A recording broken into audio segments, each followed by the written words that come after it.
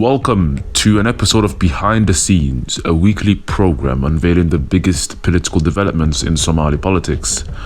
Welcome to an episode of Behind the Scenes Investigations, a special program this evening in which Behind the Scenes had investigated serious threats facing Somalia, particularly from the Civil Aviation Department. I'm Sultan Mohammed, your host and co-producer here on Wararka Media, alongside Suleiman Hashi. On this week's program, undisclosed sources have told Wararka Media and shown exclusive documentation that showed that the Somali Civil Aviation Authority has failed in implementing the transition plan to move the aviation authority from a flight information service to an air traffic control service. Also on the program, previous discussions between Vector Gossamer crossing with Somali Civil Aviation Authority have surfaced on social media recently. Could we see the resuscitation of this agreement in a situation in which the Somali Civil Aviation Authority fails to meet the ICO and the IATA requirements by the January 27th deadline? These are the topics on the program this evening. We hope you find this program very informative. Please like, share, and for similar content, do subscribe to the Wararka Media channel. We also have a second channel known as Wararka TV, which you can also subscribe on, where we do release other programs, including Mahahis, among others. You can also follow myself, Sultan Mohammed, Suleiman Hashi, Engineer Yasin, and the rest of the Wararka Media team on our social media platforms, which should appear on the screen any moment now. Let's get straight into it. Undisclosed sources have informed Wararka Media and shown behind the scenes exclusive documents that showcase the extent of a failure by the Somali Civil Aviation Authority to implement a transition plan that would enable Somalia to control its airspace in full. This transition plan was created by the Somali Civil Aviation Authority and by the Ministry of Transportation, in which the Director General set up a committee to implement this. Now, following the return of Somali Airspace to the Somali Civil Aviation Authority, for the first time in 27 years, Somalia regained control over its airspace. However, this was set under a number of conditions put forth by the ICAO. An agreement reached between the Somali Civil Aviation Authority, the Somali Ministry of Transportation, with the ICAO and the IATA expected Somalia to install state-of-the-art air traffic control systems in all major towns and cities, ranging from Borama to Kismayo. Now, whether that is accomplished, whether that can be accomplished, whether that is feasible when we look at Somalia's current political dynamics and paradigm, it's quite a difficult task for the ICAO to request from Somalia, and there should have been some quite leniency in terms of that. Now, the Somali Civil Aviation Authority proposed a transition plan that would see this implemented by January 27th. However, information obtained by Wararka Media indicates that there could have been negligence and covert dealings with foreign companies in a situation where the CIA failed to meet its own targets. Now, that's not necessarily a negative thing, but for there to be in a covert matter, and for there to be possible discussions with another company 2-3 years prior to the deadline even being reached, does indicate and does create worrying ideas about where this SCAA's mentality is. Is it there to fulfill its agreements and fulfill its transition plan? Or is it there to reach covert or have covert discussions with companies that the Somali public are not aware of? Now, in response to all of this, the Somali Civil Aviation Chairman Ahmed Maalim and the Transportation Minister Duran Ahmed Farah had appeared on a Twitter space last week in which they denied allegations put forth that the SCAA had failed to meet its own transition plan. Now, Somalia's air troubles began way back in 1993, and this isn't the first time, when the United Nations Development Programme, or known as the UNDP, and the ICAO established a Technical Assistance Project, or TAP, that was to provide basic air services to Somalia. By 1995, an operational station was set up in a tiny building in the suburbs of Nairobi. Eventually, the ICAO established the Civil Aviation Caretaker Authority, or CACAS, for Somalia, which was permanently based in Nairobi. Now, CACAS's mandate included the collection of overflight revenues on behalf of Somalia to reinvest those proceeds into air traffic control and air maintenance. Indeed, this didn't obviously occur in Somalia, as Somalia only managed to regain airspace control 21 years later in 2017. The reality is, when Somalia regained its air control, it was ranked by the ICAO as the ranking of grade G, which is the lowest ranking when it comes to civil air control systems.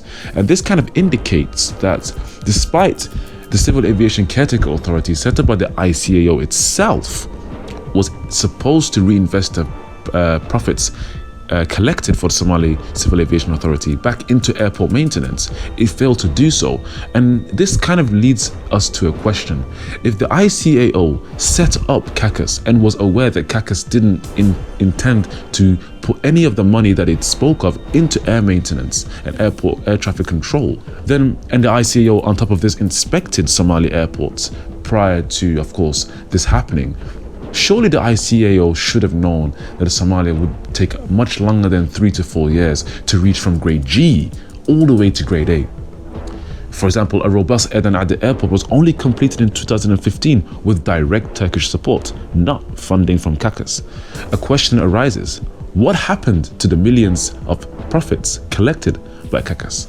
We do not know, and there needs to be accountability for these international organizations working in Somalia that continue to reap rewards without consequences. Now, there have been sour relations between the ICAO and Somalia. Now, the Somali government and the ICAO have clashed in recent years over control of Somali airspace.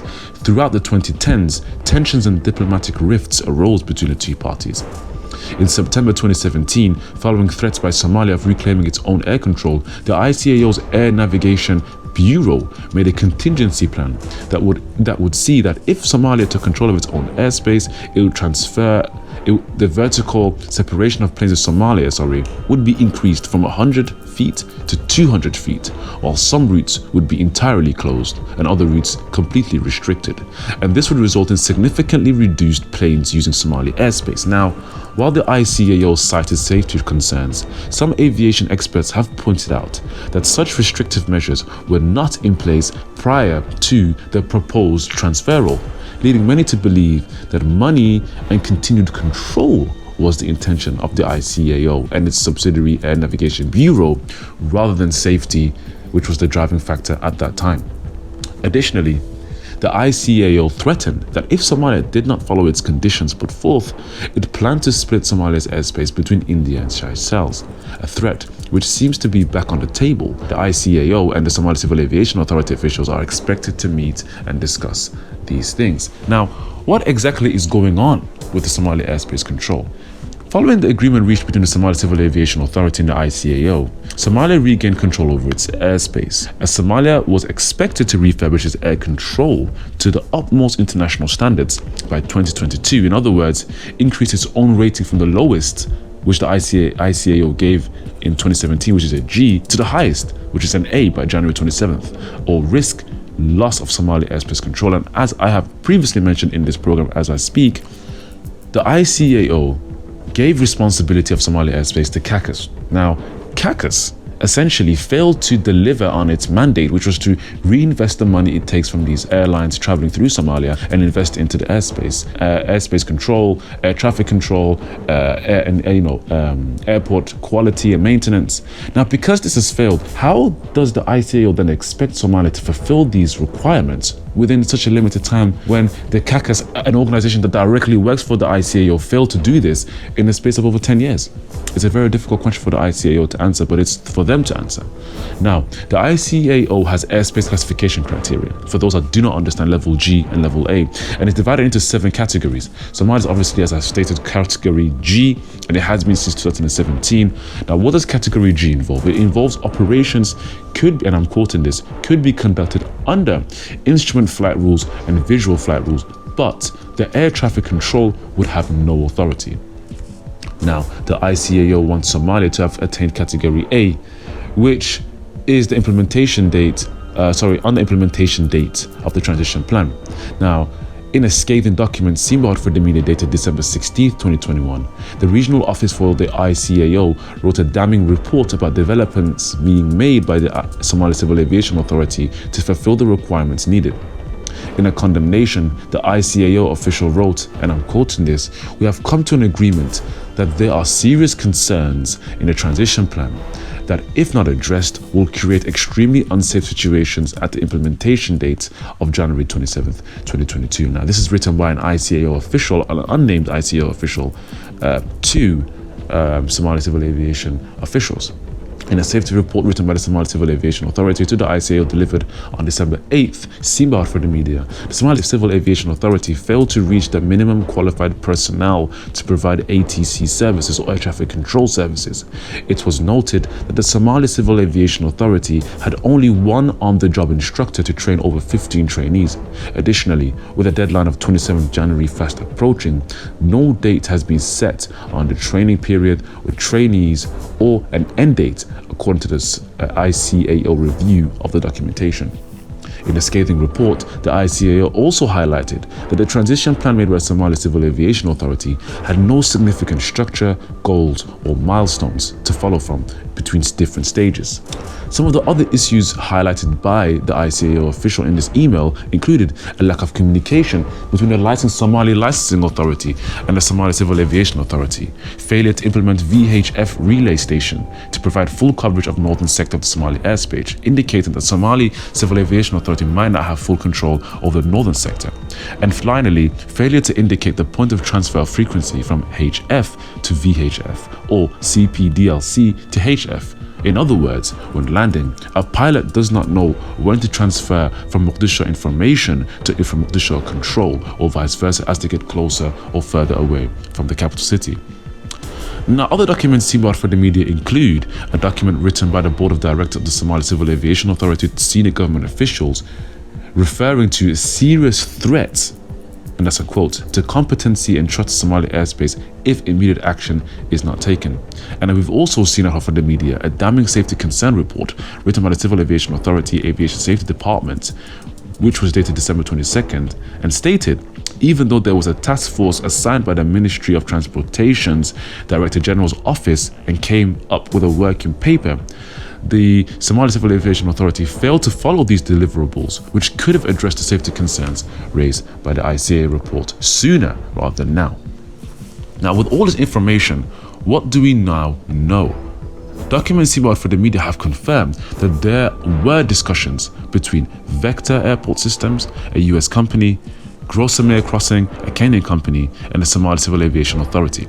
In a Twitter space held recently, the Somali Civil Aviation Authority Chairman Ahmed Mu'allim acknowledged the taking place of such talks roughly 2 years ago, but he stated that the discussions collapsed as the companies failed to fulfill any of the proposals that they put forth. Now, how would it look like if the proposals were implemented? The program is known as Plane Pass and would see Vector Airport Systems provide air traffic control services for Somali airspace, including the collection of aircraft fee revenue. In contrast to previous agreements as well with the ICAO that only expected 2% fee charge, this private company expects a 20% charge rate for their services, a dramatic difference in price. And such an agreement could have been detrimental to the debt relief program, which Somalia is currently subscribed to. It would fail to reach the procurement process requirement for such an agreement had it taken place in a manner that it began. Now, what is interesting is that despite the leaked information, including the emails that showcase a dire situation within the Somali Civil Aviation Authority, Chairman Ahmed Mu'allim has stated that despite this, the Somali Civil Aviation Authority has completed all the requirements needed by the ICAO to reach the grade A rating that is needed for Somalia to be able to fully govern its own airspace. While the chairman has promised to share such documentation validating this information with the media, we are yet to receive this document. The reality is that Somalia is currently reaching the deadline set by the ICAO for January 27, 2022. Somalia needs to meet all the ICAO safety requirements by that date, which means reaching a grade A level criterion. If it fails to do so, we could see a situation in which the ICAO brands Somali Civil Aviation Authority as incapable of maintaining Somali airspace in full, and this could be a grade G rating, which Somalia already has. Now, could we see a return to negotiations with third-party companies for the Civil Somali Aviation Authority and the Ministry of Transportation? We have seen discussions with Vector Airport Systems and Grossamere Crossing proposal, and there could be other proposals that the public might not be aware of. And in such a situation, there cannot be an agreement that undermines the debt relief procurement process. Will Somalia do this? We cannot know at the moment. We have to wait and see until the 27th of January to see whether Somalia, according to the ICAO, has reached the safety criteria that is put forth. Now, the media has contacted Vector Airport Systems for a comment, but we are yet to receive one. Now, what does all of this now mean? What this means is that Somalia could lose its airspace sovereignty by the end of this month if targets set by the ICAO's safety concerns are not reached. Now, despite the leaked emails found by Hartford Media and obtained by Hartford Media, including documentations, the Somali Civil Aviation Authority Chair and the Ministry of Transportation deny any of this information and deny the ICAO statements in those emails that showcase a dire situation. Instead, the officials convey an argument that all targets have been reached, and there are documentations confirming this. However, this documentation has not been shared to Hartford Media and has not been shared to the public. We can only wait and see till the 27th of January to see whether Somalia has been successful in its endeavors. It is only through great leadership that Somalia can steer through the storm that it is facing, not just with the ICAO, but the storm it's facing in the security department, whether it's the Amazon mandate, the difficulty Somalia is facing, whether it's constitutional, whether it's courts, all the different issues Somalia is facing. What Somalia currently needs is an election and a great leader that could steer Somalia through this huge storm that it's facing.